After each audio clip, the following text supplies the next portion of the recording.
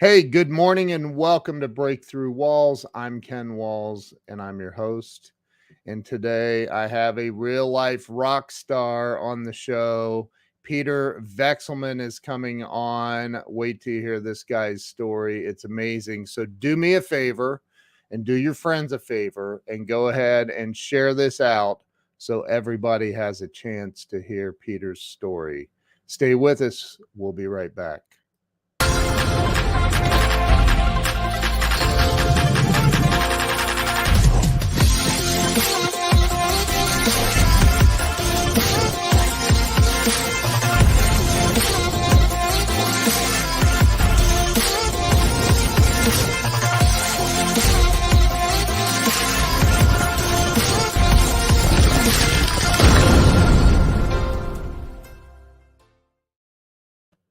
And we're back. Let me bring Peter on. Peter, welcome to the show. Appreciate it. Thanks for having me, Ken. Excited to be here. Grateful to have you here. So, I started this show a little over 4 years ago, and it was literally to help people get unstuck in life, because I think that we all go through the crap in life, and a lot of people get stuck and stay stuck. And so that's what this is about. So why don't we start with you telling everybody where you were born and raised, where it all started for you? Well, it might be a little bit unusual for most of your guests. I was actually born in Russia, Soviet Union, Moscow, Wow. and we immigrated here pretty early age. I was just a couple of years old, and in the 70s, actually, believe it or not. Wow. I might be the oldest person on this podcast right now. I don't know. I'm 50. I just turned 54. So okay, well, we're equal. We're equal. Are we? Yeah. I was gonna say I'm not a spring chicken. Well, you just look like you're 30. Oh, good Lord, have mercy! You just became my favorite guest of all time. So. I like it. So you moved here, like that's when it was still the USSR. Yeah, in the middle of Cold War, actually. Best way I could describe it, it's like imagine bringing like an Al Qaeda kid here today, and I mean, really, that's and the funny thing, not the funny thing is, but it was so unusual back then. I was like literally showcased. I still remember, and the first day I ended up at school, they literally took me around to all the classrooms and like stood me up front, like here's a little guy that our whole country hates, and oh my God, say hello to Peter. I mean, really, that's really what it was, and I think that's kind of initially, believe it or not, my first step towards trying to become successful and knowing that you gotta overcome a lot of things, including a lot of people that may want the best for you, but who really don't know what they're doing at best. But yeah, that's kind of how I started here in the States many years ago. And those were adults. yeah. Oh my God. And I'm telling you, they meant well, and I know what the point of the show is, and overcoming and stuff. Yeah. And really it was my first venture into understanding that, sometimes very meaningful people do some, crappy, unintentional things. And ultimately, it's really up to you. And it was up to me back then, because I was, my parents didn't believe in the whole immigration thing, meaning when we came here, they said, we're American. And so we didn't go into any immigrant communities. I mean, it was just, and on top of that, Ken, to top this whole thing off, the first time I was ever told we're coming here, we're on a plane coming here. Because back then, middle Cold War, it was very tough to get out. So no language skills, definitely no people skills, Wow. And I was definitely the oddball. But that's what started my path to, I guess, where I am today initially. I find it interesting, though. I've always been kind of mesmerized by this, that immigrants have a tendency of coming over here and kicking butt and really building the American dream for themselves. And yet there are many Americans born and raised here with all of the stuff that struggle through life, and it amazes me. What is that? What do you think that is? Well, I mean, it's exactly what happened to me. Most people, the reason they immigrate here is because wherever they're at isn't working. Wherever they're at, they're not getting what they want. And most of the time, most of us come here with nothing. So we start with that hustle attitude. We start with opposite of what you said. When people are born here, a lot of things are given to them. A lot of things here are taken for granted. Even, I kid you not, the very first time in my life I was ever walked to in the grocery stores when we came here. I don't remember what happened last week, but for some reason I remember those initial couple days. And Ken, I still remember my parents and I being walked into a grocery store, the kind of grocery store that everybody here would take for granted. And I literally thought it was a plant. I literally thought, well, they must take everybody here. Everybody that comes to the United States gets brought to this whole thing. But you see, when you see things like that, you can't help it but fall into an appreciative mode. You can't help it but look at this country as an immediate advantage. You can't help it but right away realize, wow, this is something special. Whereas most people that are born into this kind of stuff, I hate to say it, it's a little bit of a disadvantage. It's a little bit of a disadvantage. And, I kind of personally struggle with it a little bit to this day, having kids. And, trying to figure out, am I really giving them an advantage by giving them the things that are available here? And, what's the fine line between enjoying the good life, but at the same time, building some core principles that honestly, to this day, some of the things that have got me to where I am, believe it or not, came from, this 1977 when we immigrated here. And that was the last thing I wasn't trying to learn back then. I wasn't trying to be tough back then. I wasn't trying to be successful back then. I was just kind of going through life. But to me, those were very, very important things that I learned back then. And it got me on the road to what I guess some people would consider to be pretty successful. You were just trying to learn English and not be put on display in school. And on top of that, they thought they were going to give me a real advantage.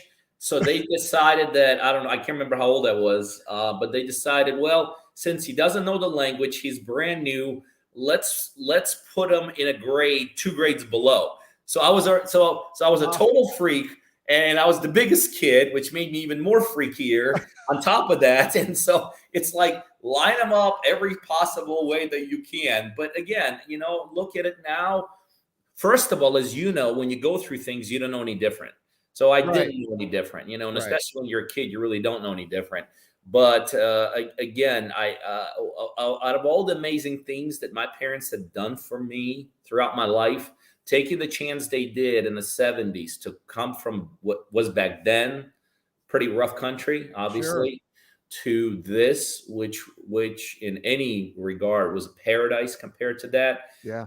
I could never thank them enough for that. That was the biggest move in my life. No question about it. I think it was Shakespeare or one of those people that are smarter than me said the greatest disservice we do to our children is to steal away their hunger. And it's literally what you were just saying, because I think about the same thing. I had to fight for everything I've got. And I think, I think about that because pain is the predecessor of all wisdom, right? So that's what gives you the advantage is, coming from, I've never been there, but I've heard that when it was the Soviet Union, it was kind of brutal in a lot of ways. It's a third world country. I mean, nobody looks at it right now, or even back then, just because of the military plight, military toughness. But really, it was no other way to describe it. It was an absolute third world country. Wow. So we got the legendary Bengay III on here. Wow. So Peter, when you were growing up and going through school and high school and all this stuff, where was this, by the way? Where did you guys end up landing here? Well, we ended up in Akron, Ohio, because my dad was, until the day he retired, he actually ended up being probably the top engineer in the world for tires. Is that Auto. where you live now? No, I live in Atlanta, but back then in the 70s, Akron, Ohio was the tire rubber capital of the world. Yep. Everybody was headquartered out of the Goodyear, Goodrich, General, Yeah. you name it. And so that's how we ended up in Akron, because when we as people in the industry started realizing that my dad had gotten out, he was very heavily recruited. So that was just a natural place. And the company that he started with back then, General Tire, he ultimately retired from a number of years ago. That I live in Ohio. Did you know okay, that? Yeah. I grew up in Akron, went to Miami University, and all that kind of stuff. Wow. Okay. Yeah, I'm north of Columbus a little bit. Okay. So Marion, you ever heard of Marion, Ohio? I want to say I've heard of it, but I couldn't say I can pick it out on the map. And I don't even know if I've ever been through it. Only because, well, I used to take that trek from, Akron, Cleveland area down to Miami. And I did go through Columbus. So I don't know. On the way to Columbus, I maybe hit an exit called Marion. Yeah, you may have seen an exit, but it's not. The only reason to come through this town is if you're trying to get some, meth or something. I'm kidding. That's a joke. That's a joke. I'll let that one sit. It's a joke. But anyway, so wow, that's really cool. So do you feel like all of the crap my wife's on here, my wife said stop, that's fun, she's from this area, so do you feel like that all of that, and I don't want to call it crap, because honestly I look at it as you were given an opportunity that most Americans aren't given, and that's the pain of having to readjust and learn a new language and everything. Yep. But do you feel like that kind of was what drove you to what, and we're going to get to what you're doing now and talk about some of your successes, but do you feel like that was kind of that pushed you toward success? Yeah, 100%. Again, when everything that you get, you have to earn. When everything you get, you have to fight for. And I do mean literally everything. You got a language barrier, you got a barrier in terms of the enemy of the country. You got, you're coming at a weird age, because back then, kids don't really understand. That really, really started. Yeah. So there's no question. Absolutely. That was it's funny, Ken, as long as I've been talking about this, I never phrased it the way you kind of framed it right now. Because I never literally connected the two, but you're right. That, a lot of times people say, well, where did it start? And I always think it started with me when I got in the business, but you're right. It started with me a lot younger than that. It started with me back then when I had to do the kind of things most people don't have to do or don't want to do. I had to go out there and, that's interesting as I think about this. That's even when the entrepreneurship started, because as I started getting a little bit older in age, obviously son of immigrants, we weren't, ultimately my parents became uber successful, but back then in initial years, they weren't. Right. We started from zero. Guess what? Kids are sitting at home. I'm out there shoveling snow to make an extra, $20 a day. Their kids are going to parties, and I'm figuring out how to get T-shirts so I can go sell door to door. So it's interesting, again, the way we're framing it, that, that is really where I believe my entrepreneurship really, really started back then, because some of the stuff I just had to get done. Yeah. When you do things you have to get done, they just over a period of time become habits. And, they're no longer kind of like, oh, I can't believe I got to do this. Or and I'm sure this, one of the biggest handicaps people have is the handicap of, feeling sorry for yourself. Well, when you got no friends, you got no one to feel sorry for, to cry to, right? And you had no one to do that. So, that is where it started in those initial years when we came to this country. Hey, I shoveled a lot of snow myself. I went door to door. I'm sure you did. I did too. Just out here trying to make a buck and help people out along the way. I love it. I love it. Awesome, but the interesting thing, Ken, I also learned the generosity of people back then. Yeah. You can't just I never looked at things from a perspective that, well, I just had it so much tougher. We're talking about it right now, but on the other side, I learned the other side of things. when let's face it, when a 10 or 11-year-old knocks at your door to shovel, 2 feet of snow, you ain't going to get a perfect job done. You know what I mean?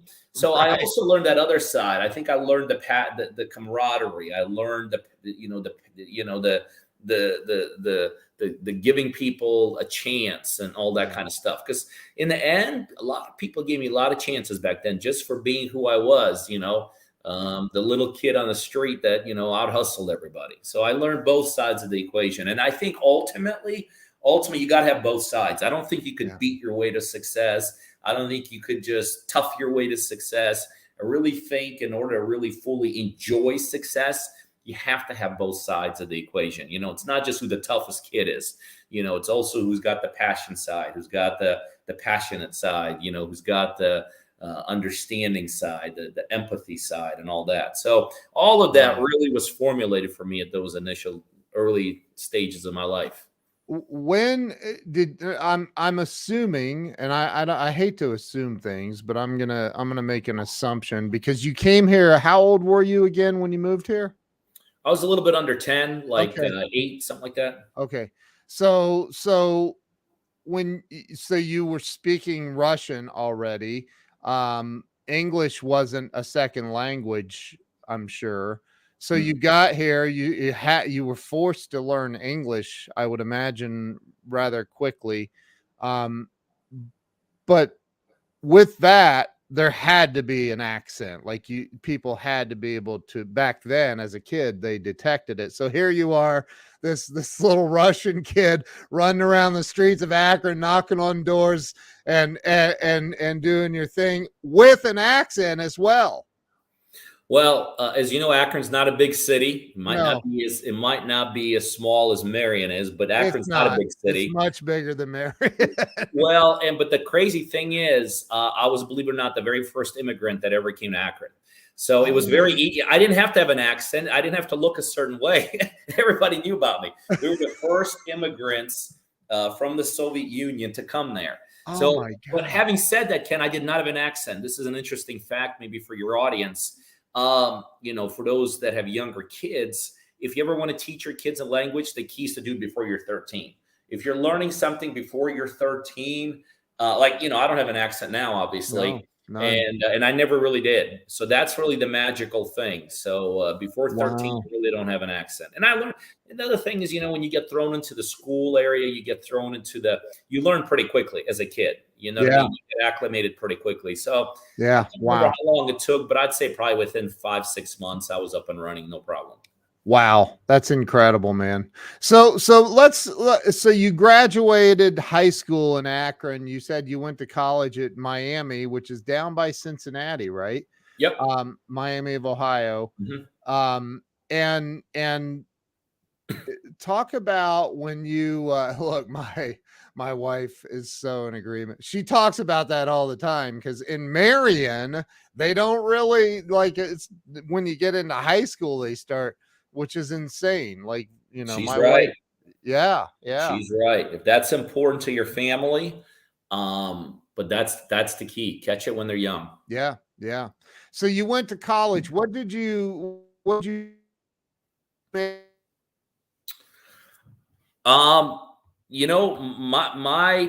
My sorry about that. no problem, no problem. If you were to ask my parents, they would say I majored in drinking and partying.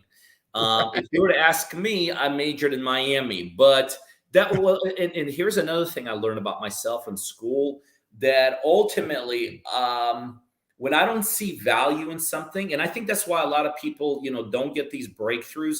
I really truly believe you have to see some kind of value in what you're doing. Just to go through the motions of life, or just to go through the motions of trying to be better, but if it's just emotions, it's very hard. And I learned at a young age because I never really saw value in school and in education, which is weird because both of my parents are world-renowned PhD scientists, and they'd show up at school and the teachers would be shocked. They'd be like, "No, that cannot possibly be your kid." But just to condense this whole thing to a very quick answer, when I graduated Ken Miami, not only could I not get a job, I couldn't even get an interview. Like, so, senior year, everyone's excited. Hey, I got a Procter and Gamble is interviewing me. I got the big six for, accounting interviewing me. Yeah. I couldn't even get an interview, because if you go to Miami in 92 and I graduated, I'm sure I know you've had some incredible speakers here and incredible people you interviewed. And I'm sure you've had plenty of the top of the top of the top. Well, if you go to Miami in 92 and you look at the very bottom, I literally finished in the very last in my class. If I would have drawn any lower, I wouldn't have graduated. I mean, that's just the best way I could describe it to you. I hated school, never saw value, never understood what I was doing it. And couldn't even, like I said, couldn't get a job. Now, did mom and dad pay for school? Yeah, by that time, I went through school. And again, my parents, because of who they were, my mom designed nuclear power plants. My dad was, a world-renowned scientist. Interesting thing. A lot of people say, well, it's tough. I can't get this. They started with zero when we came here. So they were in their upper 40s. You and I discussed how old we are. They weren't too far away from where they started at zero, like literally, because when you leave a country like Russia, I promise you, they ain't letting you take anything. They started from zero, again, not knowing the language, not having any advantages, and achieved they became quite a huge success story. So by the time I got into college, they were able to pay for it and all that kind of stuff. So they feel really good about that investment. Well, I came from one of those families where there was no option. They didn't care. They didn't care how good or how bad. There's those families where it's just assumed. Yeah. I was never really asked. But if my dad was on this call right now, he would tell you he's never been so scared in his life when watching me grow up academically. Because again, when you're at the highest levels academic wise, that's the only thing you think that you can. That's the only option you think you have. You got to be the smartest kid. You got to be the So he would tell you that was the scariest part of his life, is watching me go through school at an absolutely awful pathway that I was taking it from an academic perspective. Sure. I had some other things going on, but from an academic perspective, there was nothing good going on. I would imagine at some point the entrepreneur in you kicked in during college and you started selling beer bongs or togas. Well, the interesting thing, I share with people, I never one time that I could remember ever went to a party. And again, it wasn't in some of it was a little bit because of the history, kind of a bit rough childhood and all this. So I wasn't the most outward. I wasn't the most social kid. I was very much an introvert. But you're right. At that point, when the kids were partying and doing the beer bongs and all that, I was selling stuff. I mean, I was again door to door knocking on doors, selling hats, T-shirts, whatever it was. So awesome. And the interesting thing is, back then I didn't realize I had this entrepreneur bug. That's another thing I always tell people, how you could really help your kids. And it wasn't my parents' fault, because they were academics. They weren't sure what to look for. Yeah. But one of the things that I try to do with my kids is, I try to pinpoint to them what their success traits are. Because a lot of kids already show some incredible traits when they're younger, but because nobody points that out to them, they veer in a totally wrong direction in life. No one pointed out to me. If somebody would have pointed out to me when I was 12, 13, 15, man, you got the gift for sales. Hey, you got the gift for taking 100 no's and, keep on knocking on doors. No one pointed that out to me. It took me until I was in my 30s to kind of start figuring myself out. Up until then, I was just bouncing. And then it started hitting on me. I'm like, look, I got certain talents. I got certain skill sets. And so that's one of the things I try to do with my kids. Like when I see some kind of a talent or some kind of a gift, I try to point it out to them, and B, try to, if at all possible, send them in that direction. Because what an advantage you can have by, capitalizing on your gifts. Yeah. My buddy Joe here says, I find the best entrepreneurs were below average students. You know what? That I agree with that. I actually walked out of high school in 12th grade and never went back because I was like, this is bull crap. I like you guys are nuts. And I remember, Peter, I remember thinking, I've got stuff to do. I got to go make some money. Y'all are nuts. Like I can't do this. And so I didn't even go to college. But I'll tell you something. I had my hero on the show a few months ago, Brian Tracy, and he's a high school dropout. And I remember hearing him way back then, man, on remember the cassette tapes? I'm playing Brian Tracy cassette tapes, and I heard him say, I dropped out of high school, and I was like, oh my God. So this guy made it, and that means I have a chance, and so everything you're saying is just absolutely amazing, and I can so relate to it all, 100%. except for the college part. I didn't do that, but well, don't worry. I might as well have dropped out. How about that? You could relate to that. Pretend it never took place. Probably would have been the exact same. Had I left in 12th grade and not finished the next 4 years, I would have been exactly where you are. I just, drank a little bit more for the next 4 years. Yeah, right. That's so funny. So at some point though, and I've said, and I'm sure you would agree. I don't know. I've said, I think every kid should come out of high school and go sell door to door something for a couple of years. Go sell door to door, knock on doors, and learn human communication skills. Mm-hmm. Do you agree with that? Yeah, there's no question that when you do these kind of, I don't know what you call them, rut jobs, bottom end jobs, certain things, this is where you get tough. Yeah. This is, you get more skills than just, you learn the people skills. You do. Yeah. But, ultimately we all, there's other ways that, but what you really do is you learn how to get tough. And I think a backbone of most entrepreneurs that you talk to is we're tough. We're tough. And so I think a lot of these entry-level position jobs, that's what they get us. That is the biggest thing I think I got out of all that. I was okay back then. Like I said, I couldn't get a job. So I ended up, doing some crazy stuff. I would drive to people's houses, have no shows. To me, being tough became the norm. Yep. To me, rejection became part of the process. Yep. To me, disappointment, boom. But I also, along the way, got very good at certain things. I got very good at sales. Again, unfortunately, I didn't realize that I was good in sales till I was almost in my 30s. I developed some people skills, which to me are the best skills you can have. Amen. I mean, I'll take people skills over, finance degree all day long. Yep. So those things, and I'm almost afraid and embarrassed to say it, Ken. Gosh, I wish I could have gotten my kids to do it. Again, that's the one disadvantage of being in this country is that it's I did it because I had to do it. I did it. Yeah, I mean, I had to contribute. I had to do what I had to do.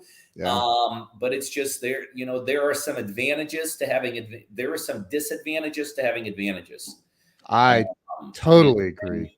So, but yeah, I do agree. Some of these basic bottom of the barrel jobs, they're killer. Yeah. They're it's interesting. I was selling magazines back then, Ken. And I remember being in, how the boiler room where I don't even know if they sell magazines over the phone, but you and I grew up during the same time. Remember they used to have places where we'd sold magazines. And I tell you, I learned something very important, when I was, in my teens that to this day has served me big. But I remember when I started working at this operation, we're selling magazines, I heard through the grapevine, it was a huge room, that in, row 10, seat 6 sat Mary, and Mary was the best. And back then, just somehow by accident, I'm like, I got to go listen to Mary.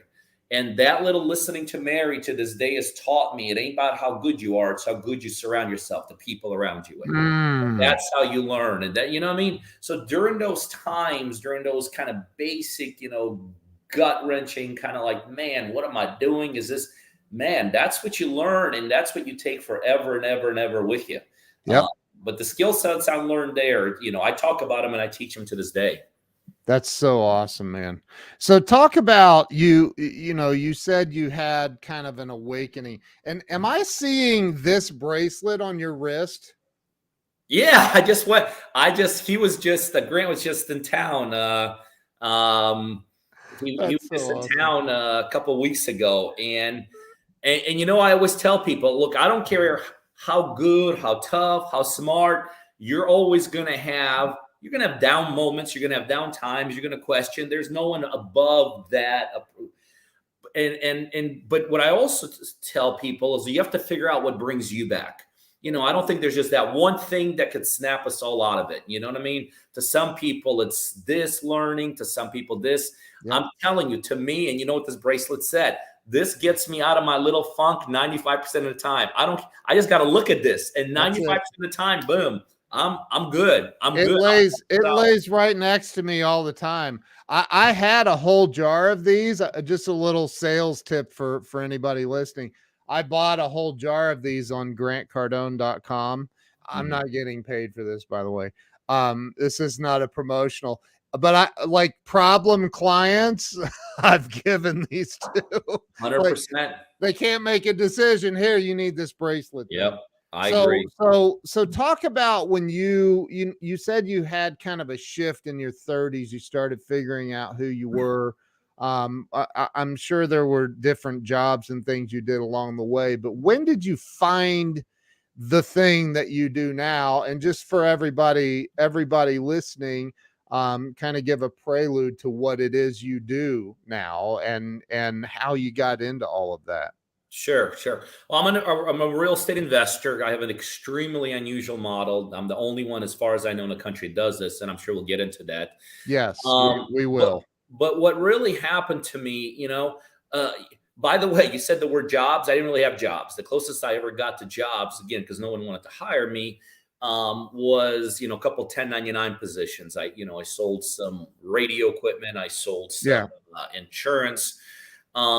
But I started realizing in my 30s that there were some skill sets that I had that I really, really, excelled in. And again, I didn't realize it beforehand, but I realized anytime I did something sales related, I Yeah. did good. And I realized, like, I got into insurance sales for a huge company everybody on this podcast would heard of.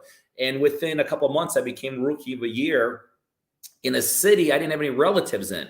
And we all know how insurance works. They tell you go sell your friends and relatives, and then you're out of the business. Yeah. Right. But I became a rookie of the year out of a city I knew no one in, and I became rookie of the year in a whole company across the whole nation. Wow. I had tremendous success in some other sales things. And then I also realized, because again, I was still bouncing, Ken, I also realized there were some things I didn't enjoy. Like, I could literally pinpoint, gosh, when I was selling this, I was making money, I was rocking and rolling, and then I try to chase a shiny object. And here's one other thing I realized before, in my early age, then when you do things that you don't know, you're never going to be good at it. And there were a couple things that I did back then that, because I did have skill set in the sales side, I got recruited into other industries where, Ken, I had zero skill set. And to this day, I've learned that if you're going to really excel at something, you got to be an expert. Yep. And if you're going to really enjoy something, you got to know what you're doing.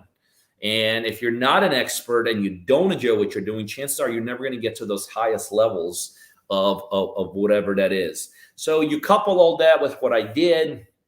And my last stint before real estate, I actually got into the credit card processing industry, merchant services, a buddy of mine. And, we became pretty successful. We had franchised that company to 15 states because we met another guy that helped us do it. He saw what Greg and I were doing.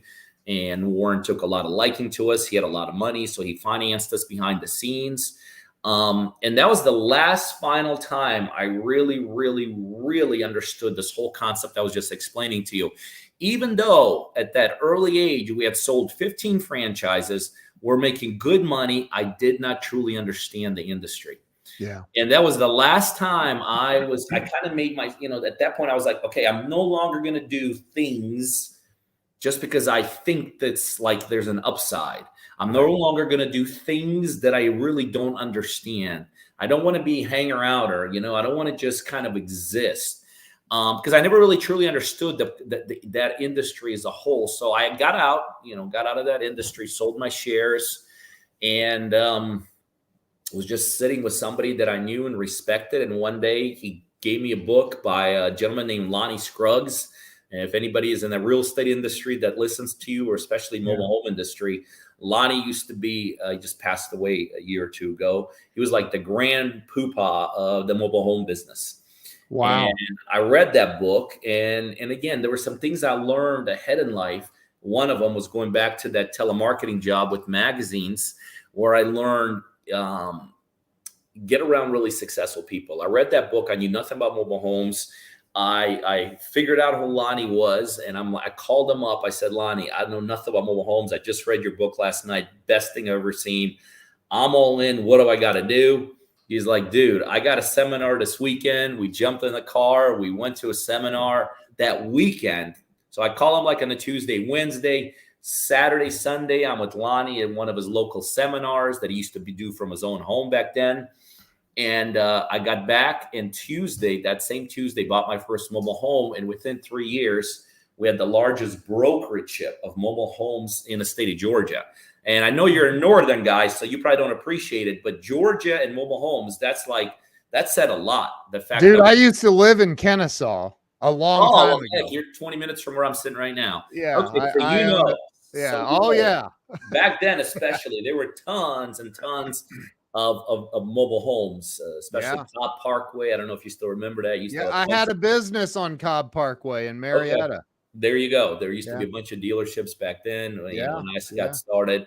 But that's when I really started thriving, because we were buying them, selling them, flipping them. And I was dealing with people. I was on the sales side. I was first time really start realizing, man, I don't know if I'll always do mobile homes, but I'm always going to do something I'm good at. Okay. That's an important thing.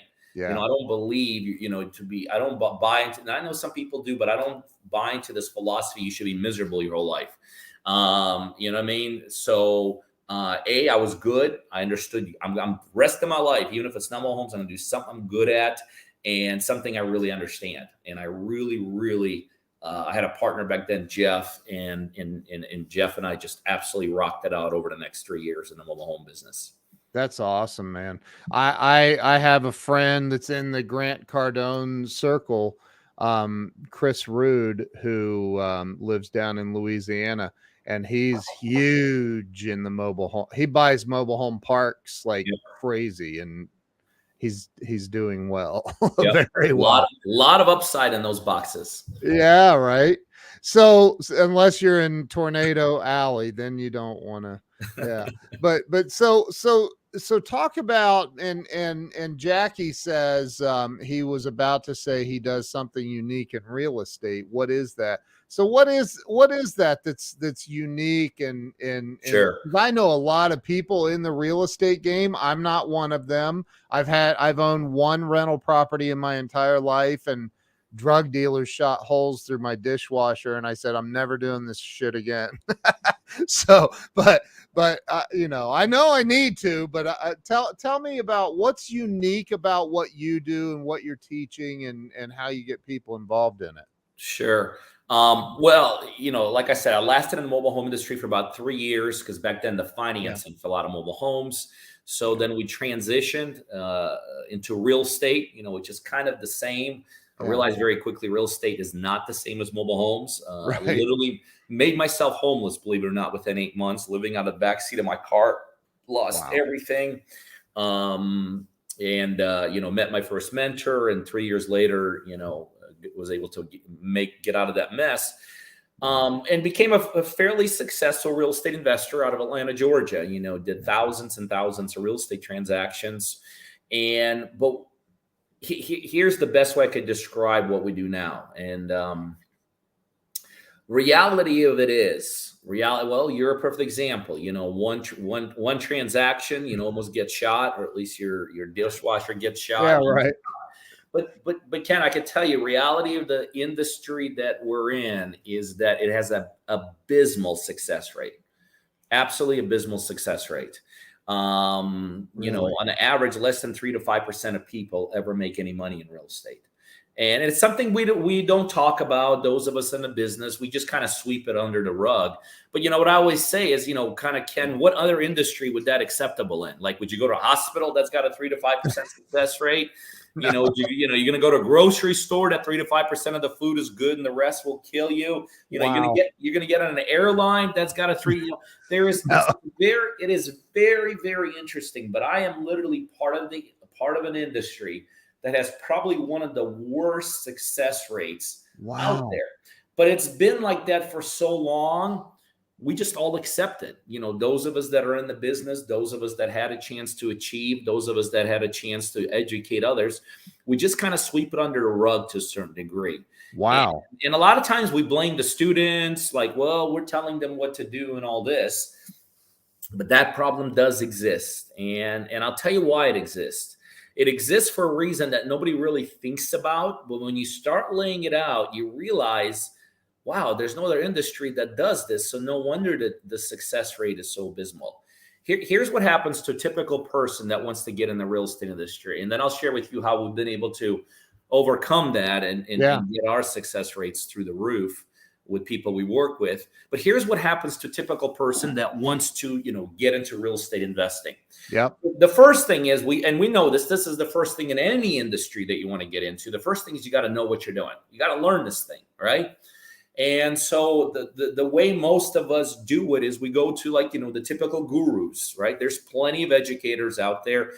By the way, extremely good educators, extremely knowledgeable. You know, you take a guy like Cardone, you know, you take, you know, tons and tons and tons of people that truly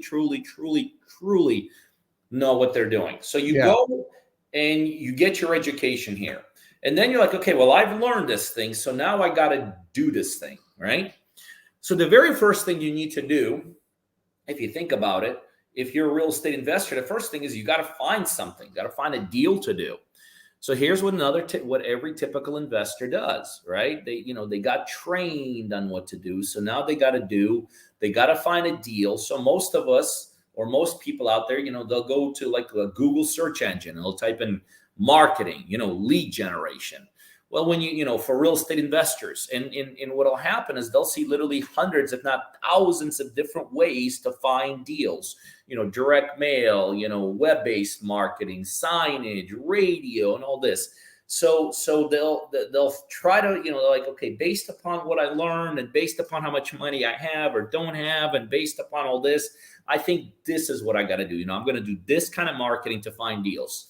So now they start finding a deal, and then they start realizing, well, it's not just finding the deal. Like, once I find what I think was a deal, I got to talk to these people, right? And let's face it, most people that get into the real estate industry, they're not professional speakers for sure. They're not even necessarily salespeople. So now they're like, gosh, I got to learn how to talk to these people. So let me get some training. Like let me train on how to talk to sellers, how to approach them, you know, how to negotiate deals and all this. Yep. So now they're like, okay, so now there's hundreds and hundreds of different ways of doing it. Let me pick this one out. Okay.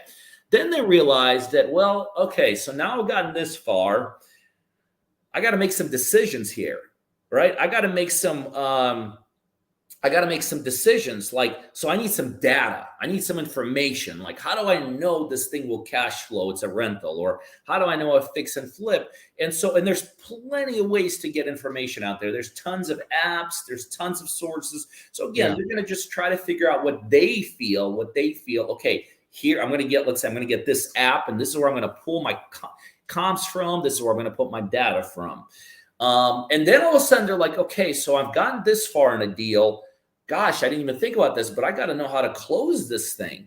So, okay, so I got to be able to do contracts. I got to inspect this thing the right way, make sure there's nothing hidden, underneath whatever. I got to find a closing attorney. I got to coordinate closings. I got to make sure title is right. Okay, so now they're piecemealing that. Okay, let me call my local people that could do all this for me. And then they're like, Great. okay, well, now I got this thing. I guess I didn't think about it. I need money, right? I got to get money. So again, not very difficult necessarily. So they're out there Googling local money guys, right? They're called like, hard money lenders. And these are professional people, this. Okay, so boom, I found this guy, and you don't even realize that this guy's there to loan shark you and take advantage of you. And he's going to make more money in that deal than you are. And so they smell that. And then they realize, oh, wow, I guess I knew I had to do this because I learned it, but I didn't think about it. I got to fix this sucker. Okay, so let me ultimately see how bad I can get ripped off right here. So let me find the local contractor. And by the way, when I'm looking for a local contractor, I'm just going to stamp the word newbie investor, have no idea what I'm doing. And so I'm going to have every contractor see that sign, and they know how to play this game like better than anyone. They know how to come in with low bids just to get the job. They know how to boom. And usually by that time you're on, you're on a breathing apparatus, you're on life support. You're just cannot wait to get the heck out of this business. But you got this stupid deal. You got, like you said, did one deal and you can't wait to get rid of it. Yeah. Right. You're on life support and all this. And then you got to figure out how to sell it. And you're like, when you're done, like, man, I'm glad I didn't lose all my savings. I lost half of it, but I still got half of it left. Or God forbid, and so here's the problem. This is why we have such an abysmal success rate. There's nothing centralized at the real estate investing industry. It's all piecemealed. It is all piecemealed. And it is no different, Ken, than me telling you, well, you know what? I know you like a Rolls Royce. And in Marion, Ohio, we got 10 junkyards. So you're not going to go around the junkyard, and we're going to just find different pieces of different cars, and we're going to put a Rolls Royce together. And you would look at me and you would laugh. You'd say, there's no chance in the world that would work. Right.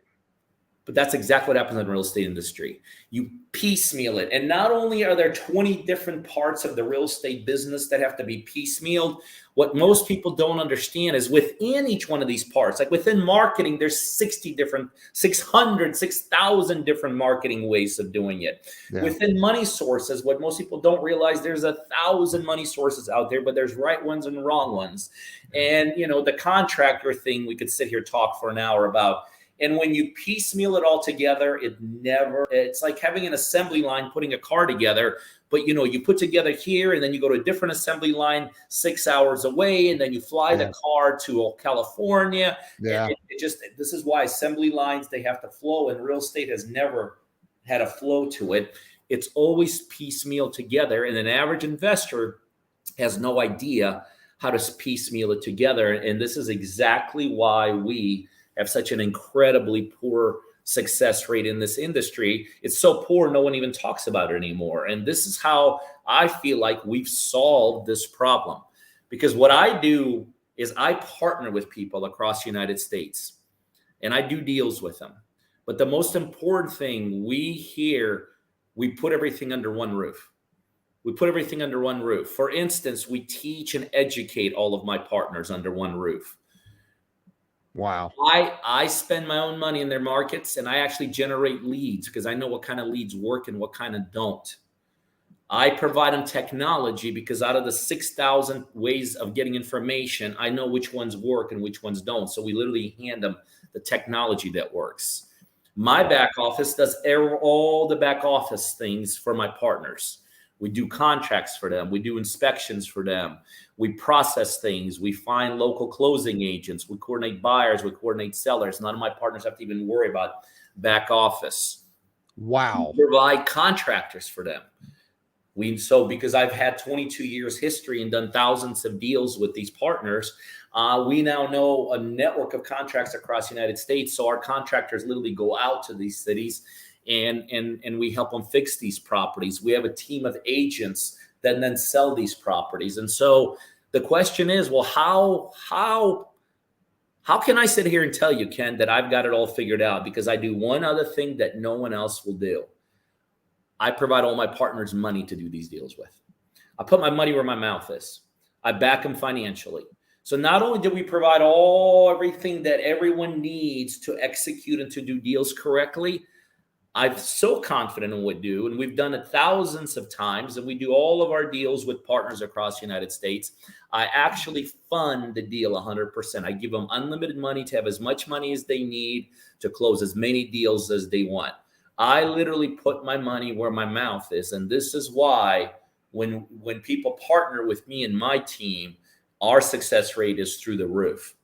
Because, go ahead. I want to play the devil's advocate, may I? 100%. Let's do it. You're like, oh, great. This guy's going to call me out on something.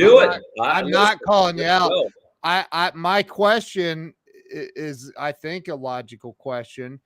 If it sounds like you have an unbelievable machine in place, why do you even need partners? Well, because ultimately, remember, I do this all over the nation. Ultimately, real estate is a local business. Okay, just like your rental was probably around where you lived, it wasn't across the country. Real estate is a local business. So my partners, they become my local boots on the ground. But because they become boots on the ground, that is worth me giving 50% of profit to them. That is how important the local boots on the ground. And as a result, Ken, of them becoming boots on the ground, all of my partners, they themselves become extraordinarily savvy investors because they go through all of these processes. But they could feel very comfortable that they're going through these processes with us backing them. They know that they're doing it the right way. And guess what? Here's the ultimate thing. What happens when something's wrong? I assume all the risk. So every once in a while, things still go wrong. In real estate, things always go wrong. Yeah. And if something ever happens, I not only give my partners 50% of the upside, I assume 100% of all the downside. And I'll tell you, and I know this sounds a little, it's a near perfect way for anyone that wants to be in the real estate business to actually be in the real estate business. That's insane. That's insane. That is unbelievable. My wife says, what a smart business model. And Jackie's on here talking about JT Fox, and I don't know much about JT Fox. I know Grant really well. But wow, man, by the way, exactly what Jackie just said is exactly right. Plenty of people give you money in real estate. Just Google it. Money is not the issue. Issue is the 30 other parts that have to take place along the way to make sure the deal goes off. Real money is it's the big one. It's kind of the one everyone talks about. But all those other things are just as important. Nobody talks about it. Nobody talks, well, what marketing do I use? How do I script it? How do I negotiate it the right way? How do I process the back office part? What technology? How do I make decisions? Where I get my numbers? Everything we do under one roof. Look what she says. Look what she says there. All the and I'm sure she's right. I had a mobile home. It was a double wide in West Virginia when I lived there. And that's my only rental property I ever had. I lived in it for a while, then upgraded to a bigger house and rented that out. And it was a nightmare for me. So let me ask you, because I know you're limited on time. I don't normally I would say, let's go over, but you got other things going on. I get it. So the theme of this show is, and Jackie says, incredible hand-holding he is offering. So you guys sounds like you and Jackie need to talk. Let me ask you a question in keeping with the theme of this show and what you're doing. What do you think? I mean, there will be thousands of people that hear this over time. They're going to watch the replay, listen to it, all of that. Mm-hmm. And you and I both know that only a tiny little percentage will actually take action, reach out to you, do what they need to do to get involved and achieve the levels of success you're talking about. What do you think stops people from having real financial success and freedom in life? Well, look, I don't think it's just a one cookie cutter answer. Some people have been beat up enough in life. They literally give up. That's probably the saddest part of the group of people, the ones that truly give up. And they give up way too early in the game, as most of us know. Yeah. Some people don't want it bad enough. Some people don't understand the principle of success. Some people, here's one of the most frustrating thing I see people. They put success into a box. What I mean by that is they put a timeline on it. Okay, I'm going to go all in for 3 months. Like let me see, how old are you? Well, I'm 50 years old. How much you got in your checking account? I got 5,000. Okay, so for 50 years old, you went all in into being broke. No timeline, no nothing.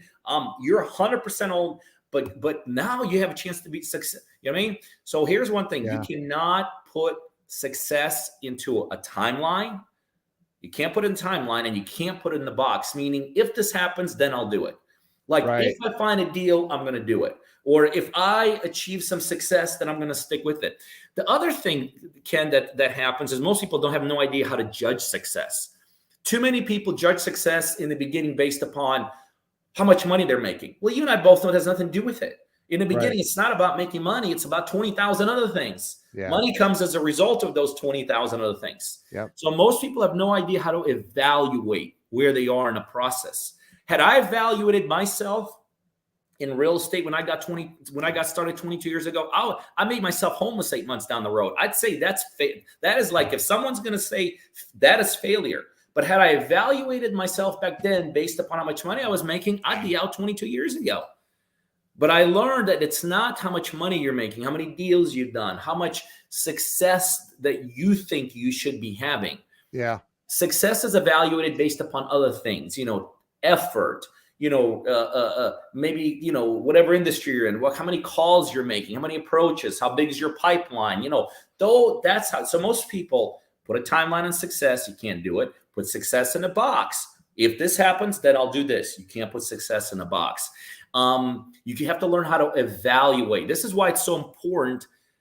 Since most of us aren't, by the way, none of us are taught these things. Who's taught these things? This is why it's so important to have the ultimate. We talk about what prevents people. Let me tell you what gets people to success. In my opinion, number one thing is aligning with the right people. Yep. That's the ultimate shortcut. See, when I aligned myself with the right person, I immediately right away realized no timeline. It's whenever, however, how long. No what if this thing to death, okay?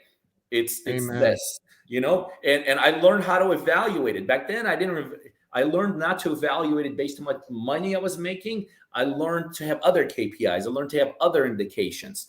But all of that came not because I got smart. All it became because I started aligning myself. And I tell people, as far as I'm concerned, in my 50-some years of life, that is the ultimate shortcut to success. The ability to align yourself with the right people, because then you're literally starting to piggyback off their success. And this is why I'm so proud of what we do. Everyday people align themselves with myself and my team, and we're able to piggyback them to huge, huge levels of success. So, and Jackie asks if it costs. I would imagine there's some sort of a we have different levels of partnering. But we'll talk about how to connect and all that. Yeah. Well, I've got your website scrolling, and I know we're out of time.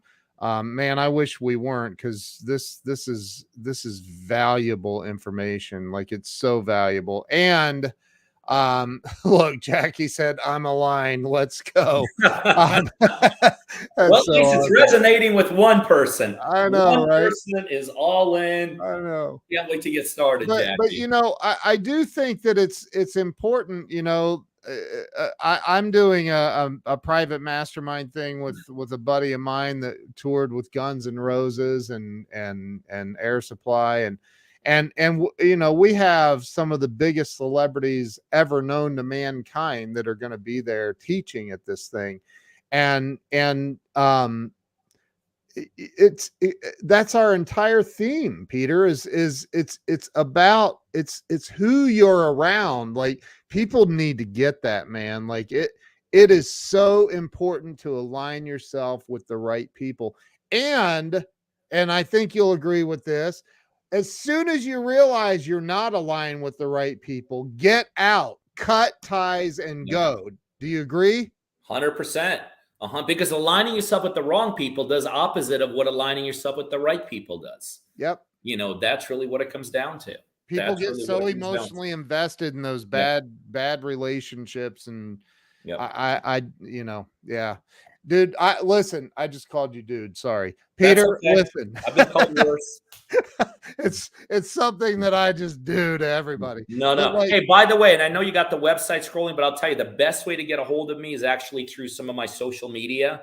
And like, for instance, if you go to Instagram.com/my name, Peter Vekselman, you'll see the same picture you see there of me. That is the ultimate way to align yourself. Like Instagram.com/Peter Vekselman. That is, you'll see a little bit, you'll learn more about me. Just follow me, click the link in my bio, and that's the best way to connect with me. that's awesome, man. So everybody go to Instagram and follow. Robert Brooker says it's a good sign when Ken calls you dude. I mean, I've called Grant Cardone dude. So, I do think that everybody needs to look into this. You and I are going to have further conversation. So I'd love it. if you'll hang on for me real quick, I know you have to go here in a second. I'm going to end this, but I'd like to chat with you real fast if we could. Yep. So listen, everybody, make sure you go to the website, go to Instagram, follow Peter, and reach out to him for more information. Thank you all so much. Thank you if you shared this out. Have an awesome day. And Peter, thank you so much for coming on. Appreciate it for having me, Ken. Appreciate it. Thank you. All right. See you guys.